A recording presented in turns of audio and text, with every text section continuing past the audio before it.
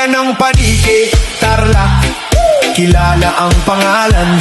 Former Mayor Max Rojas, laging handang samahan. Kahit wala na sa puwesto, tuloy pa rin ang serbisyo.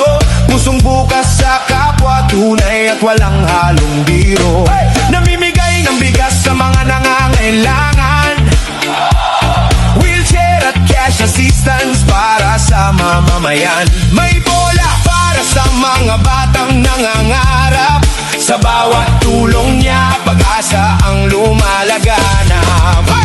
Hindi mahalaga kung gaano kalaki, ang mahalaga'y bukal sa puso ang bawat ngiti. Kabutihang minana sa kanyang mga magulang, hanggang ngayon ay patuloy na pinanghahawakan. Former Mayor Max Rojas, pusong tapat walang kupas, sa bayan ng Panique, Tarlac, siya'y inspirasyon. Pagmamahal sa tao ang kanyang misyon, kasama si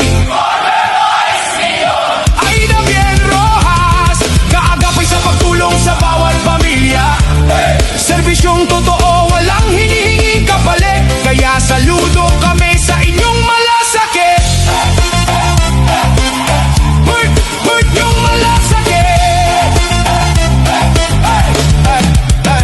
Hindi lang ayuda ang kanyang iniaalay, pati oportunidad sa trabaho'y ibinibigay. Maraming buhay ang kanyang natulungan, kaya pagmamahal ng tao kanyang natatamasa. Sa hirap at ginhawa laging maaasahan, tunay na leader na may malasakit sa bayan.